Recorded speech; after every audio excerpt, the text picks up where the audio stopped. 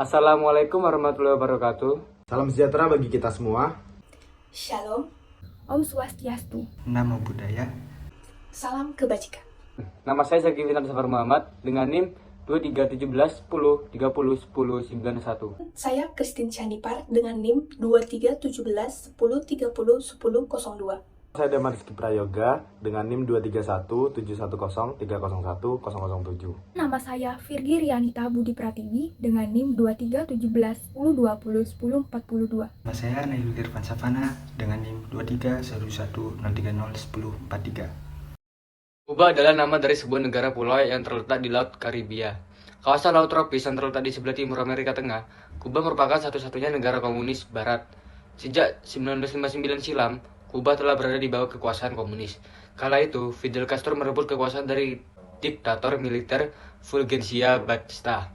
Castro kemudian memimpin Kuba hingga pensiun pada 2008. Setelah komunisme mengambil alih kekuasaan, Kuba mengalami sejumlah perbaikan, mulai dari memperbaiki infrastruktur negara dan menyediakan perawatan kesehatan serta pendidikan gratis untuk semua masyarakat. Semua bisnis swasta juga dinasionalisasi, namun seperti negara komunis lainnya, perbedaan pendapat tak dapat ditoleransi di Kuba.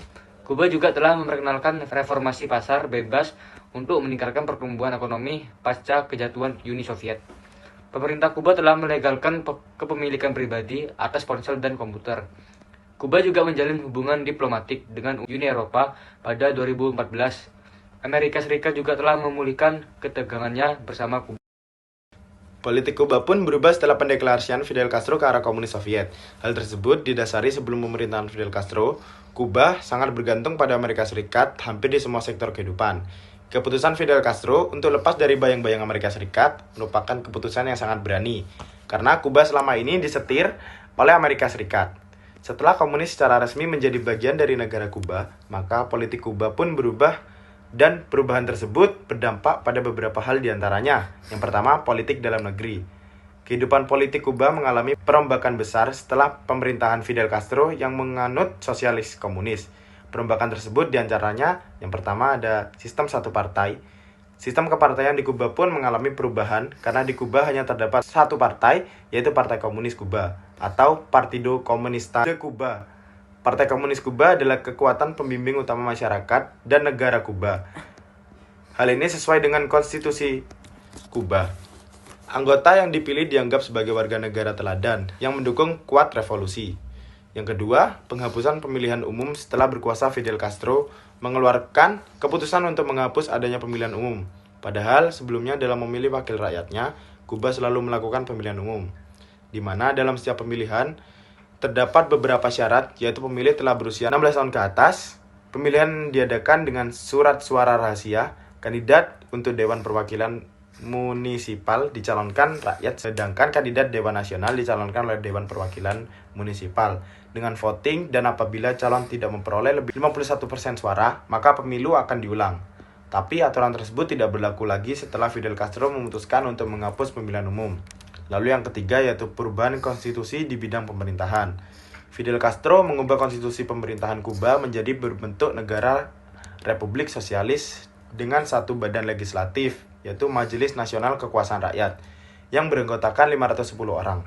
Jabatan kepala negara dan juga kepala pemerintahan dipegang oleh Presiden. Fidel Castro dalam perkembangannya terus-menerus memperbarui bahkan mengganti sistem pemerintahan Kuba. Penerapan ideologi komunis negara Kuba pada bidang sosial. Kehidupan sosial di Kuba menjadi perhatian utama masa pemerintahan Fidel Castro. Mengingat pemerintahan sebelumnya tidak memperdulikan nasib rakyat, terutama golongan bawah, karena hanya mengejar materi dan mencari kenikmatan sendiri. Sehingga rakyat hidup serba memprihatinkan. Padahal mayoritas penduduk Kuba adalah golongan bawah, yaitu 78%. Hal ini diperparah dengan adanya kapitalisme di Kuba dalam bentuk dominasi asing dan penguasaan tuan tanah. Sehingga yang kaya semakin kaya, sedangkan yang miskin semakin menderita.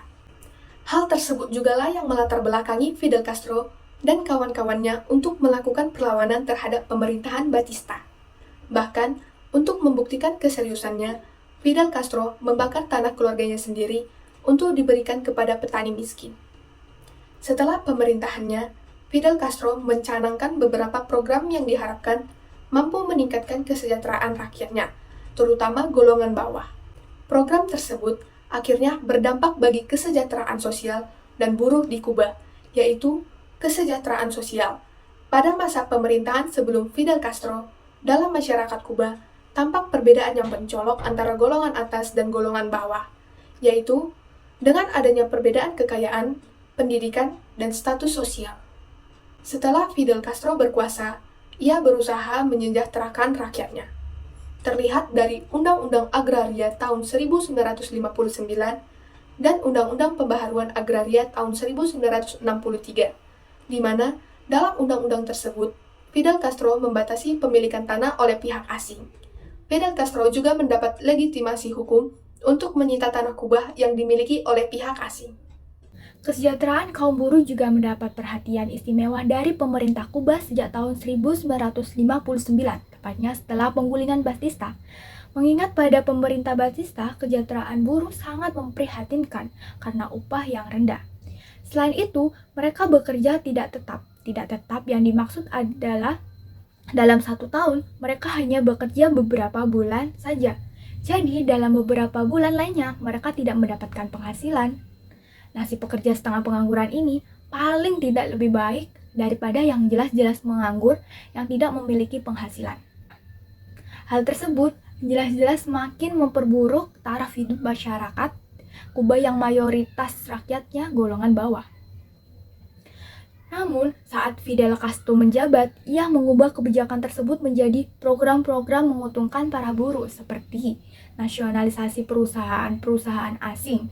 Maka, buruh tidak lagi bekerja pada pihak asing, yang hanya memperdulikan keuntungan sendiri tanpa memperhatikan keuntungan buruh. Selain itu, pemerintah menambah lapangan kerja baru dengan dibangunnya pabrik-pabrik di Kuba. Dengan program land reform, maka rakyat miskin yang awalnya hanya sebagai pengangguran bisa mengelola tanah pertanian untuk ditanami tebu atau tanaman lainnya, yang dapat meningkatkan taraf hidup mereka.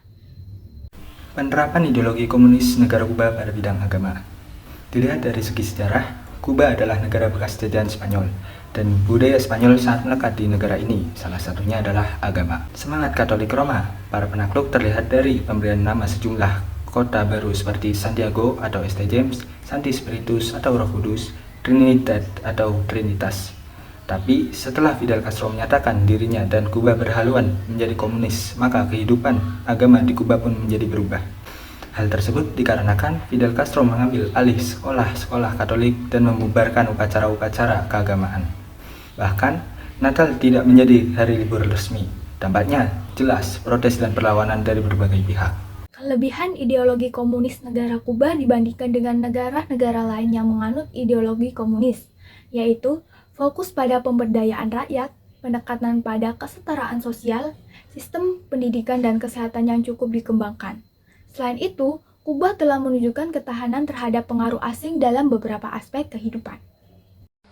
Dibandingkan dengan ideologi komunis negara lain yaitu terkait dengan isu hak asasi manusia dan kurangnya kebebasan politik. Kritik juga muncul terkait kontrol pemerintah yang ketat atas media dan kebebasan berpendapat. Selain itu, Kuba menghadapi tantangan ekonomi, termasuk kurangnya diversifikasi ekonomi dan kebijakan sentralisasi yang mungkin menghambat pertumbuhan. Apakah ideologi komunis negara Kuba dapat diterapkan di Indonesia? Jawabannya tidak bisa diterapkan, sebab kepribadian masyarakat Indonesia terlalu mengedepankan adanya Tuhan atau ketuhanan yang sesuai dengan nilai Pancasila pertama, yaitu ketuhanan yang Maha Esa. Menghormati HAM sesuai dengan isi Pancasila yang kedua, yaitu kemanusiaan yang adil dan beradab, serta keanekaragaman agama dan budaya oleh warisan leluhur sebelumnya yang sangat majemuk. Di Indonesia juga menjunjung tinggi budaya gotong royong yang sesuai dengan nilai Pancasila ketiga, yaitu Persatuan Indonesia. Masyarakat Indonesia juga berperan aktif dalam mengambil keputusan terkait dengan pemerintahan dan pembangunan yang sesuai dengan nilai Pancasila keempat, yaitu kerakyatan yang dipimpin oleh hikmat kebijaksanaan dalam permusyawaratan perwakilan. Dan juga selalu mengutamakan keadilan dalam kesetaraan ini, di mana sesuai dengan nilai Pancasila yang kelima, yaitu keadilan sosial bagi seluruh rakyat Indonesia.